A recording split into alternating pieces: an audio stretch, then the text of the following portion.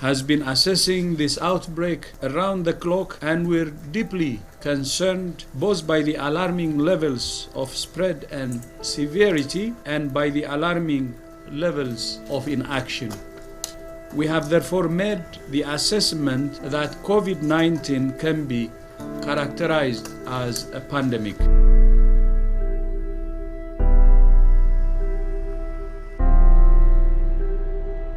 Dès demain, et pour 15 jours au moins. Les travaux de transformation ont débuté Nous allons lundi soir. introduire de nouvelles restrictions dans les zones les plus touchées. Non-essential shops closed. COVID-19. Nos déplacements seront très fortement réduits.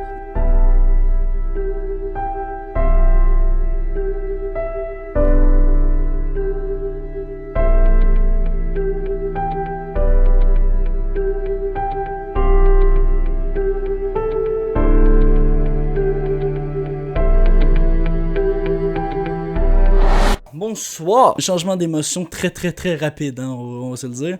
J'espère que vous avez aimé cette petite intro. Je m'attarderai pas trop sur cette intro-ci parce que j'ai déjà eu une intro de comme 50 secondes. Mais si vous avez aimé l'intro que je viens de faire, laissez-moi un commentaire, un pouce bleu. Ça va m'encourager à en faire d'autres. Ça a vraiment été le fun à monter, fait que si vous aimez ça, on va sûrement en revoir. Bon, aujourd'hui, rétrospective de 2020 avant qu'on commence 2021. Pour vous, c'est dans quelques heures. Pour moi, c'est dans vraiment trop longtemps. Bon, j'ai pas fait grand-chose en 2020 à part 2 vidéos passées d'un mois. Mais j'ai décidé de vous faire une sorte de résumé de ce qui s'est passé cette année dans les grandes lignes. On arrête de papoter et on y va.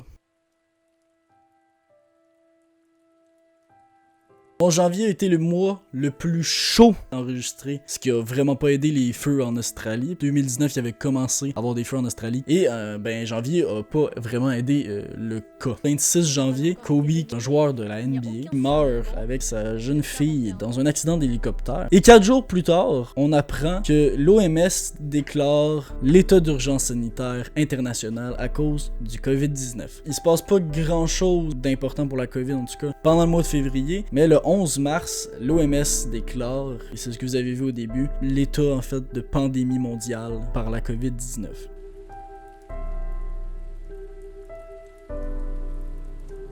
Au Québec, on a réagi quand même assez rapidement. Assez rapidement, non. Entre le 30 janvier et le 11 mars, on n'a pas fait grand-chose. La pandémie mondiale est déclarée. Et le 12 mars, la journée d'après, c'est au Québec de dire faites attention, hein, il y a un petit virus, ça se promène. On est encore correct, mais on fait attention, ok? Et en moins de 48 heures, le gouvernement retourne un peu sa chemise et fait un confinement général. Plus le droit de visiter les hôpitaux, les CHSLD, les résidences privées. Et à partir du 16 mars, les écoles sont fermées et toute personne qui revient de voyage est confinée pendant 14 jours. Le 23 mars, on était rendu à 600 cas confirmés au Québec, ce qui fait qu'une quarantaine qui était supposée de durer 14 jours en a finalement duré presque 2 mois.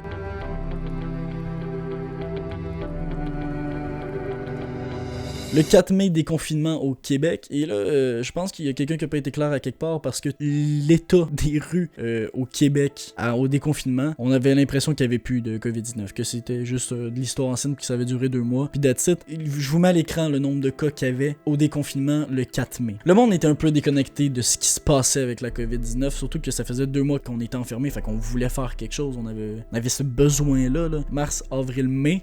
Ça fait un bout là, qu'on est confiné, là. Ça fait un peu moins de 2 mois qu'on est confiné. Et c'était l'enfer. Dans les commerces, les gens qui travaillaient avaient des masques, mais les clients avaient pas de masques. Ça a été la merde au début de ce déconfinement-là. À un tel point où le 18 juillet, on était en fait obligé de porter des masques dans les magasins, grandes surfaces ou dans les bars.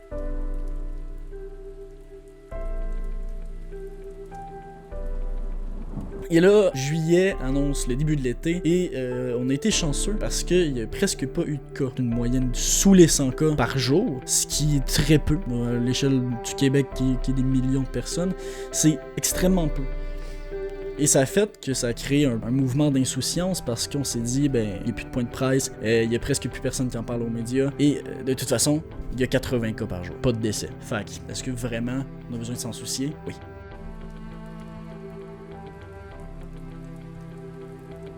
En septembre, c'est le début des écoles, tout réouvre, le secondaire réouvre, le primaire et le cégep. On voit la courbe en début septembre, qui a pris un pic énorme par rapport à l'été. Là, on avait 100 cas pendant l'été, on en avait presque 300 par jour au début septembre. À un point tel où, à force que les écoles soient ouvertes et que les gens s'en soucient un peu moins, le 1er octobre, on avait un bilan de 1000 nouveaux cas au Québec, avec 6 décès dus à la COVID-19.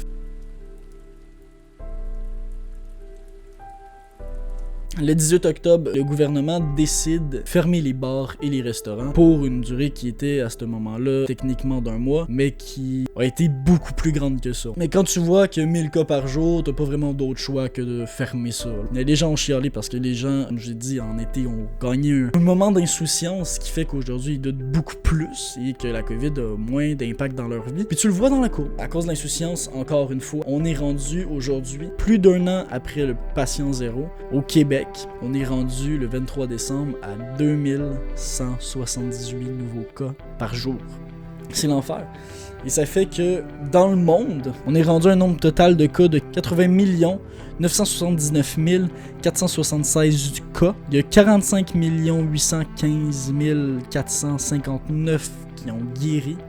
Et on est à 1 768 848 décès. On est rendu avec des vaccins, c'est cool, ça commence à être distribué, ça c'est encourageant vraiment beaucoup. Ce qui veut dire qu'on pourrait probablement pour 2021 se souhaiter un été sans COVID et ça serait fou. Ça serait le paroxysme pour pouvoir avoir un été normal, pouvoir faire des parties puis fêter enfin tout ce qu'on a manqué cette année, toutes les fêtes qu'on a manquées. Mais pour ça, il faut encore attendre le vaccin. Ça sera pas début 2021 que tout le monde va être soigné. Ça va déborder un peu sur 2021 cette année-là. Malgré tout ça, j'aimerais vous remercier énormément. Il y a beaucoup de gens qui sont là pour moi, me supporter dans ce que je fais en fait. J'ai commencé Twitch en octobre pendant que j'avais la COVID-19 et on est passé de 26 à presque, en fait, plus de 100 followers en un mois et demi. C'est fou. Vous avez été insane. Merci à tous ceux qui m'ont supporté là-dedans, tous ceux qui viennent voir mes lives. Et merci à tous ceux qui sont abonnés sur YouTube. Ça fait vraiment plaisir. Vous avez été aussi très rapide là-dessus.